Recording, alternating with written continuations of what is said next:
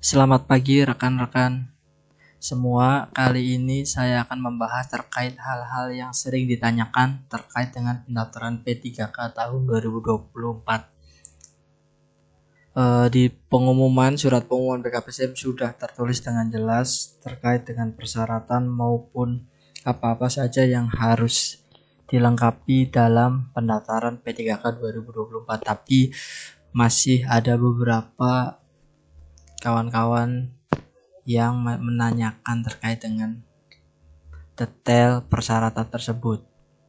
Hal-hal yang sering ditanyakan terkait pendaftaran P3K diantaranya adalah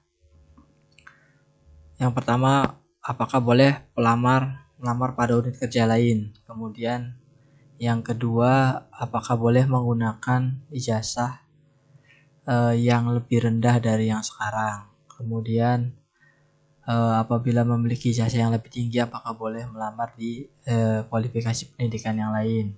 Kemudian juga terkait dengan penggunaan materai, penandatangan surat, lalu kemudian transkrip nilai pada ijazah SMA. Lalu yang sering ditanyakan lagi adalah jabatan pada surat keterangan pengalaman bekerja dan aktif bekerja. Kemudian uraian tugas pada surat keterangan pengalaman kerja, pas foto, dan kualifikasi pendidikan pada jabatan. Kita bahas yang pertama dulu, yaitu terkait dengan apakah boleh melamar pada unit kerja lain, bukan di unit kerja induknya. Oke. Di instansi itu merupakan Pemkab Cirebon. Jadi semua unit kerja yang ada di Pemkab Cirebon itu masih dalam satu instansi.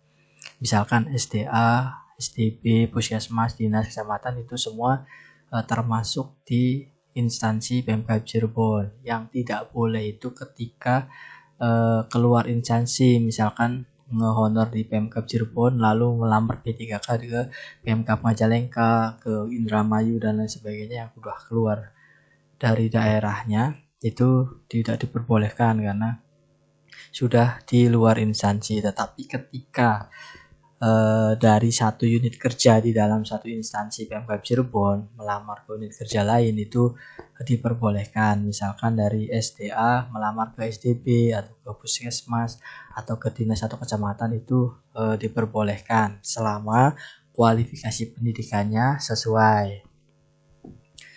Jadi tidak harus melamar di unit kerja induknya. Tetapi ketika di unit kerja induknya sudah ada jabatannya, udah sesuai kualifikasi pendidikannya, utamakan melamar di unit kerja induk. Ini juga berlaku dari dinas. Misalkan dari dinas melamar ke kecamatan itu diperbolehkan. Hal-hal yang perlu diperhatikan diantaranya adalah harus melamar pada kualifikasi pendidikan yang sama. Jadi ketika keluar dari unit kerja masing-masing ke unit kerja lain, perhatikan juga di kualifikasi pendidikannya. Pastikan di sini unit jabatan kualifikasi pendidikannya sesuai dengan ijazah yang dimiliki oleh teman-teman.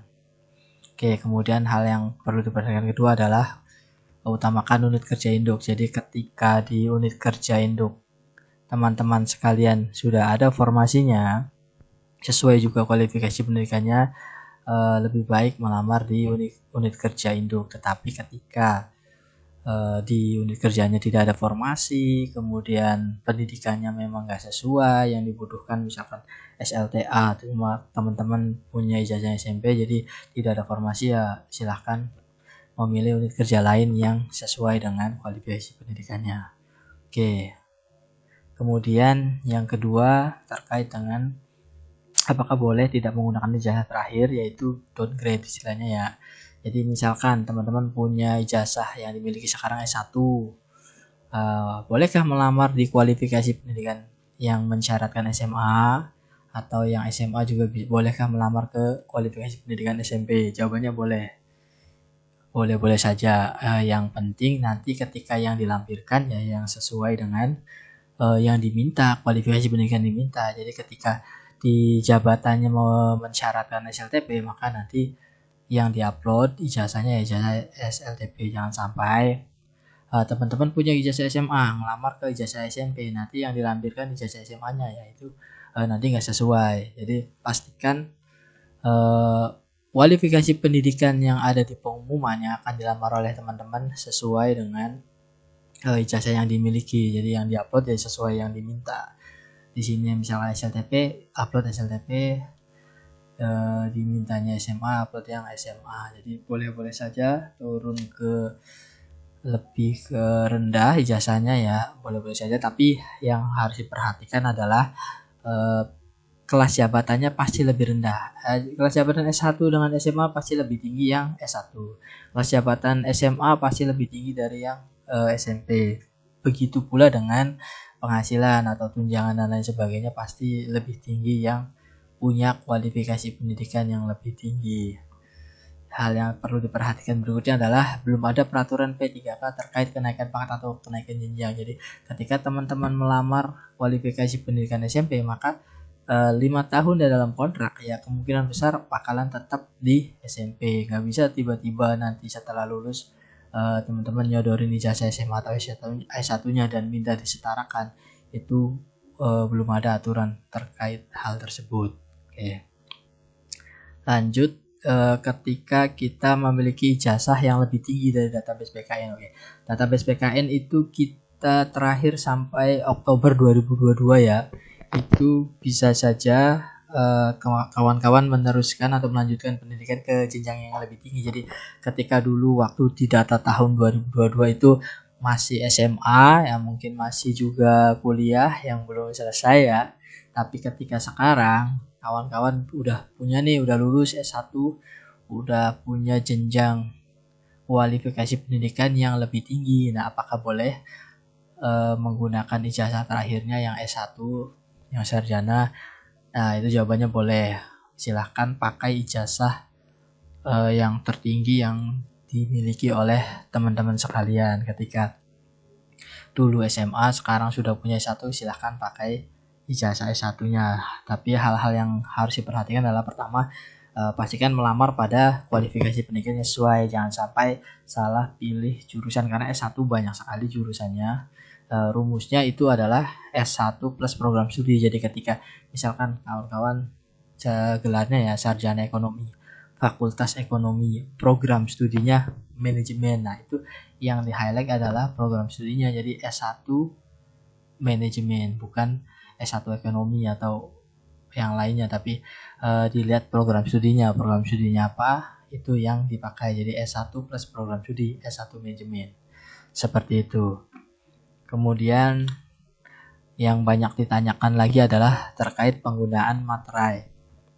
Di sini masih banyak yang belum tahu penggunaan materai seperti apa. Sedangkan di pendaftaran kali ini boleh menggunakan dua-duanya, teman-teman. Boleh pakai materai konvensional atau yang tempel, atau boleh juga pakai yang e-materai. Maka disesuaikan yang lebih mudah penggunaannya, pilih yang mana saja. Cuma di sini nanti akan ada beberapa contoh ya, saya akan perlihatkan di sini. Ada 4 surat yang harus menggunakan materai ya. Surat lamaran, surat pernyataan 5 poin, ini ditandatangani oleh teman-teman sendiri. Kemudian ada 2 surat lagi, surat pengalaman kerja dan aktif bekerja secara terus-menerus. Ini nanti ditandatangani oleh pimpinan unit kerja di masing-masing unit kerja yang kawan-kawan tempati ya. Nah, untuk yang surat lamaran dan surat pernyataan 5 poin, posisi materainya seperti ini. Jadi nantinya tanda tangan teman-teman itu sebagian mengenai materai, kemudian sebagian lagi mengenai kertas. Melebar ke sini dari kiri ke kanan. Jadi yang nempel di materai itu adalah di sebelah kiri, kemudian geser ke kanan di kertas warna putihnya. Oke, ini bagi yang materai konvensional ya. Kemudian untuk 2 surat lagi yang ditandatangani oleh pimpinan unit kerja, yaitu di surat pengalaman kerja dan aktif bekerja, ini kan ada juga stempel unit kerjanya ya. Jadi Yang pertama adalah menempel materai dulu, kemudian ditandatangani oleh kepala unit kerja. Dari kiri nempel sebagian ke kanan di kertas warna putihnya. Kemudian distempel di sebelah kiri materai seperti ini. Oke. Ini contoh yang materai konvensional atau tempel ya. Kemudian penggunaan e-materai ini pastikan kalau teman-teman pakai e-materai dari sekarang sudah dibeli, karena biasanya akan sulit kalau di akhir pendaftaran akan sulit membeli atau membubuhkan e-materai. Oke, contoh penggunaannya kalau e-materai di surat lamaran dan surat pernyataan 5 poin. Nanti sebelumnya itu teman-teman tanda tangan dulu di kertas HVS atau A4-nya ya. Nah, penggunaan e-materainya tuh di akhir. Pastikan penggunaan e-materai itu di akhir. Jangan sampai dibubuhkan dulu baru tanda tangan, baru dicetak, itu salah.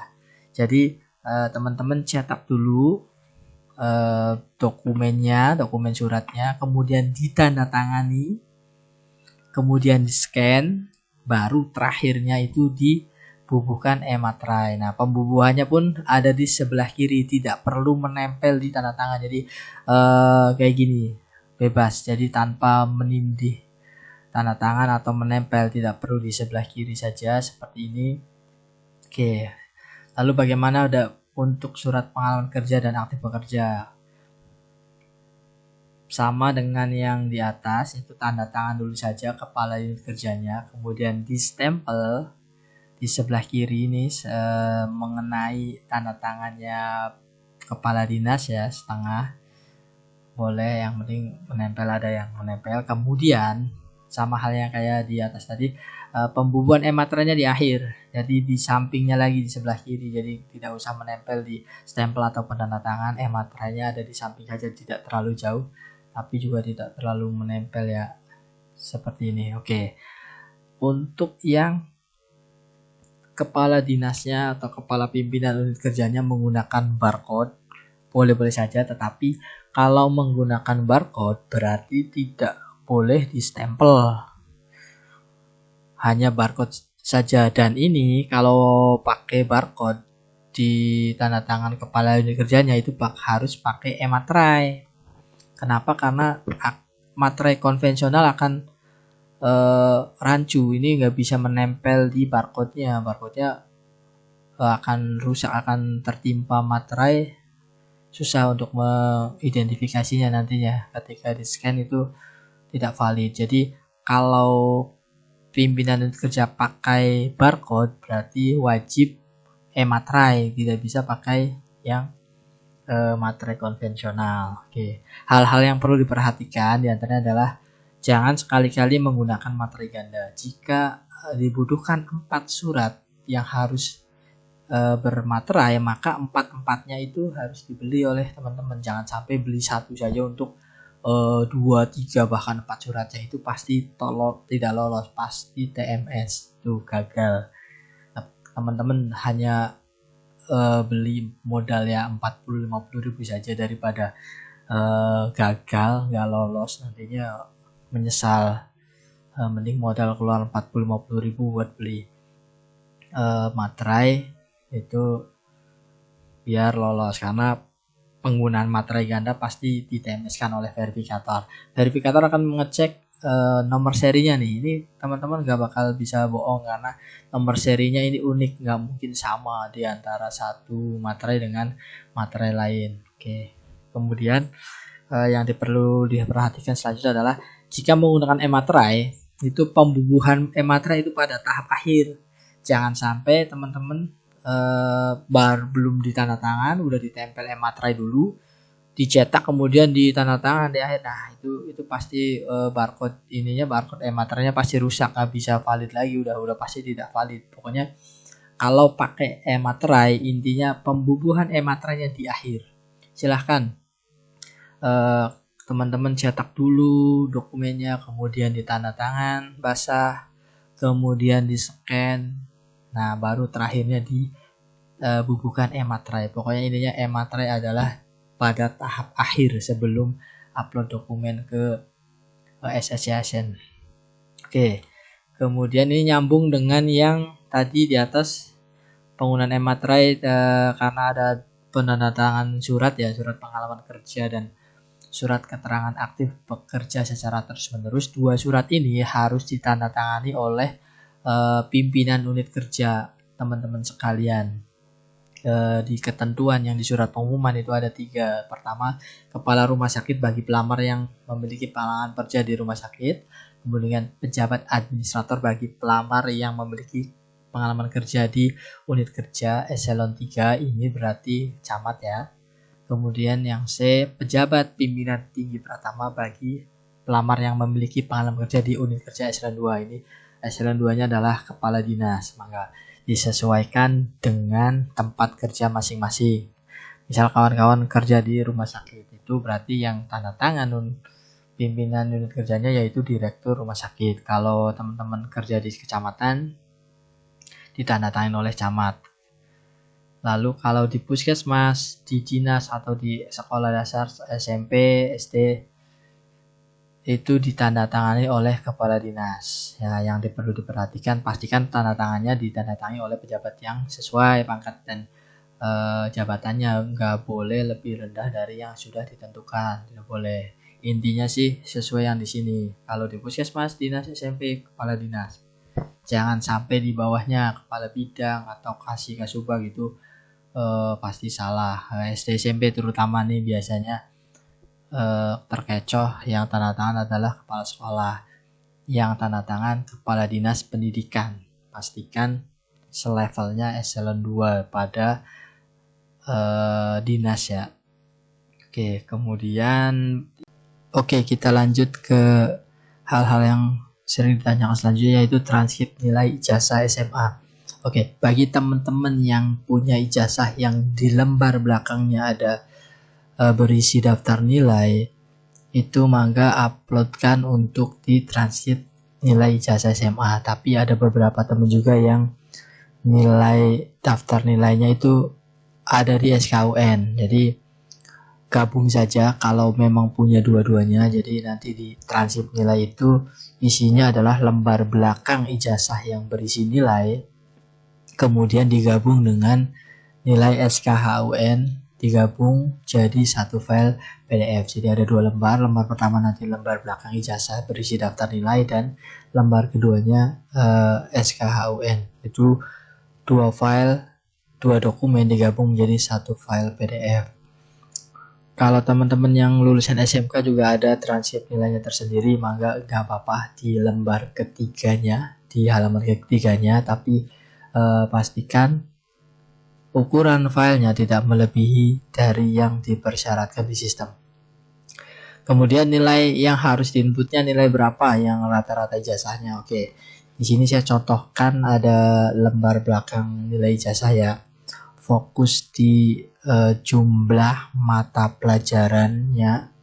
Yang di atas ini ujian nasional ini ada 6, bahasa Indonesia sampai dengan biologi. Kemudian di bawah juga di ujian sekolah ada 6. Fokus di yang ada nilainya, karena kan bahasa Indonesia, Inggris ini dia kosong. Jadi kita hitung yang ada nilainya saja, 1, 2, 3, 4, 5, 6, sampai dari pendidikan agama sampai dengan bahasa Arab. Jadi ada 12, 6 plus 6, 12 mata pelajaran yang ada nilainya. Oke, kemudian kita jumlahkan tadi yang ada nilainya, daftar nilai di per mata pelajarannya dari 7,2 sampai dengan ditambah 9,25. Ini nilainya ada 51,25. Kemudian yang 8,6 sampai dengan 8,3 jumlahkan 49.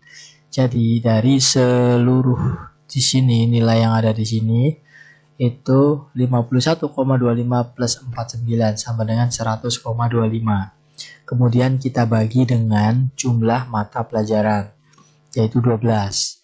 Jadi nilainya adalah 8,354. Karena di sini skalanya adalah skala tertingginya 10, makanya dia nilainya 7,2, 8,8. Tapi kalau skala tertingginya adalah 100, maka di sini akan tertulis 72,0, 82, 88,0, 92,5. Jadi nilai yang di sini hasilnya adalah nilai yang skala tertingginya 10, 8,354.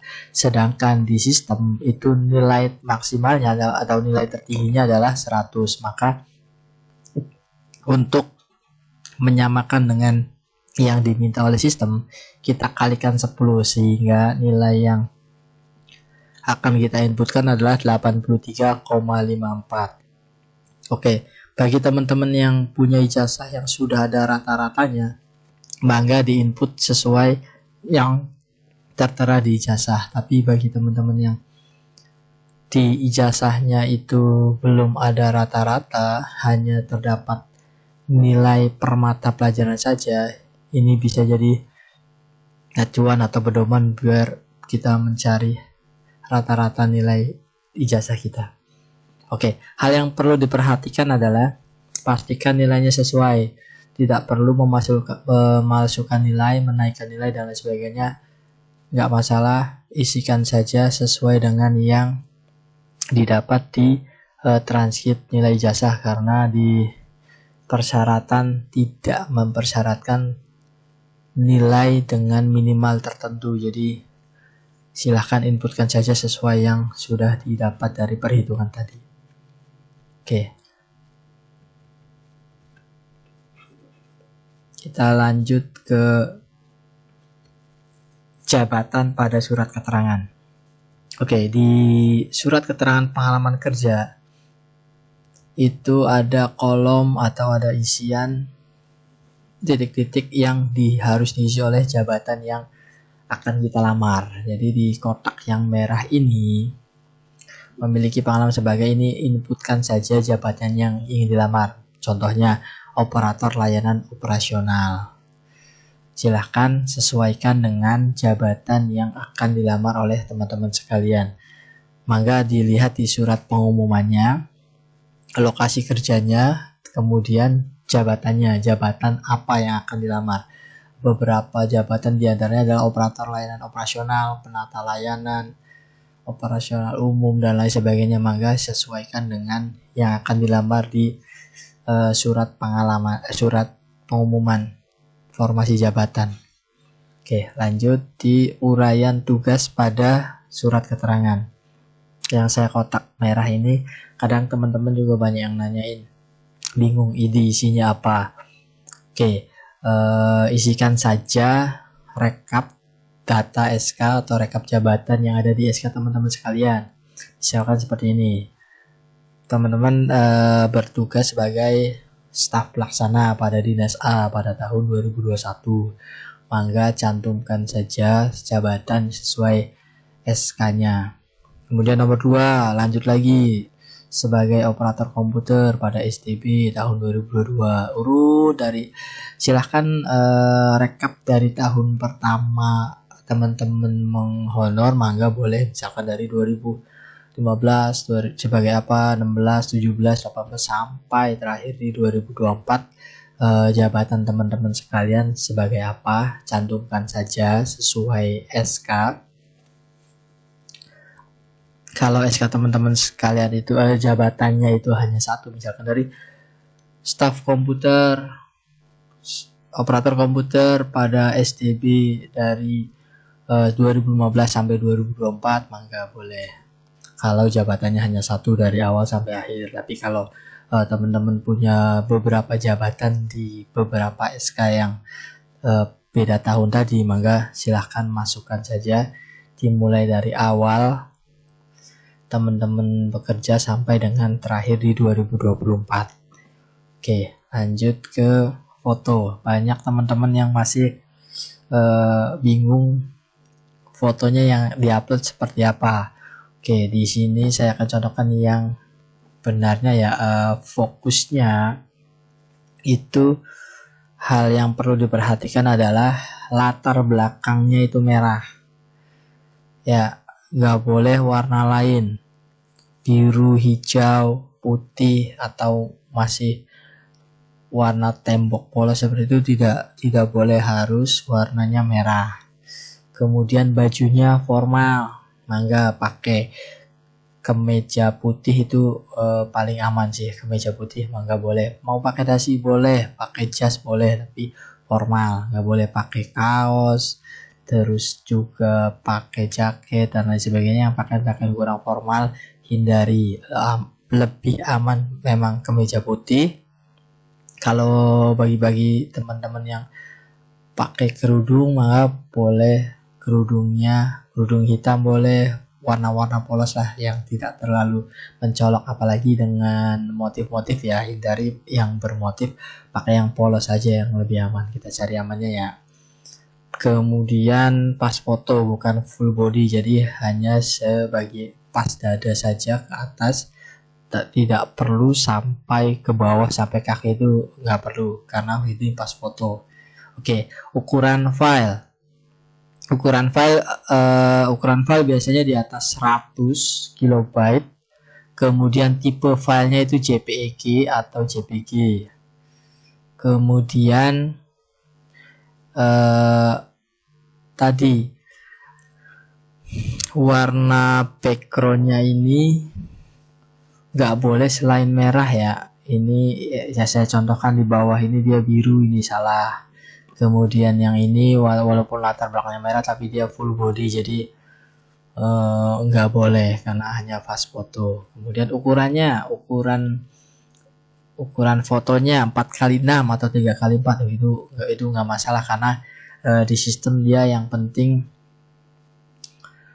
sesuai tipe filenya JPEG, kemudian ukurannya udah pas. Ukuran filenya nggak lebih dari berapa ratus kilobyte gitu, tapi biasanya minimalnya itu 100 kilobyte. Jadi pastikan ukuran minimal dan ukuran maksimalnya nggak terlampaui oleh teman-teman. Jadi ukuran 4x6 atau 3x4 nggak masalah. Oke, lanjut di kualifikasi pendidikan pada jabatannya. Oke, teman-teman masih bingung nih. Kalau jabatannya mempersyaratkan SLTP, boleh nggak dilamar sama ijazah MTS? Nah, itu silakan aja, yang penting kan sederajat ya. SLTP berarti sama dengan SMP, SLTP, MTS dan lain sebagainya. Jenjangnya adalah jenjang yang 9 tahun. Kemudian operator layanan operasional ya, ada perbedaan walaupun di sini jabatannya sama tapi mempersyaratkan kualifikasi pendidikan yang berbeda. Di sini SLTA, di bawah itu SLTA sederajat. Ini maka boleh dilamar oleh yang SLTA sederajat, diantaranya itu SMA, SMU, SLTA, SMK ya sekolah menengah kejuruan, STM, MAN, paket C atau SMEA. Maka silahkan disesuaikan dengan ijazah yang teman-teman punya. Tapi jangan sampai salah ketika teman-teman punya ijazah SMP tapi melamar ke ijazah SMA, itu tidak boleh. Kemudian yang jurusan di sarjana atau di D3 yang lebih banyak lagi macam-macam program studinya, tapi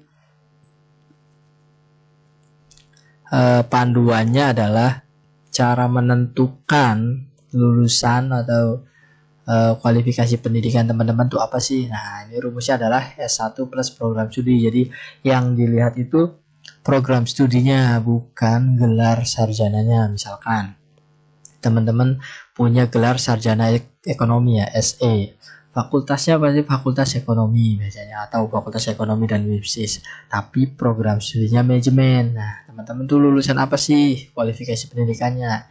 Yang benar adalah berarti teman-teman itu lulusan S1 manajemen. Jadi nanti teman-teman bisa cari kualifikasi pendidikan yang mensyaratkan S1 manajemen, bukan S1 ekonomi atau S1 ekonomi bisnis seperti itu. Jadi yang dilihat adalah program studinya, bukan gelarnya. Jadi cek aja program studinya, biasanya sudah ada di ijazah. Teman-teman sekalian cek program studinya apa, berarti teman-teman rumusnya adalah S1 plus program studi.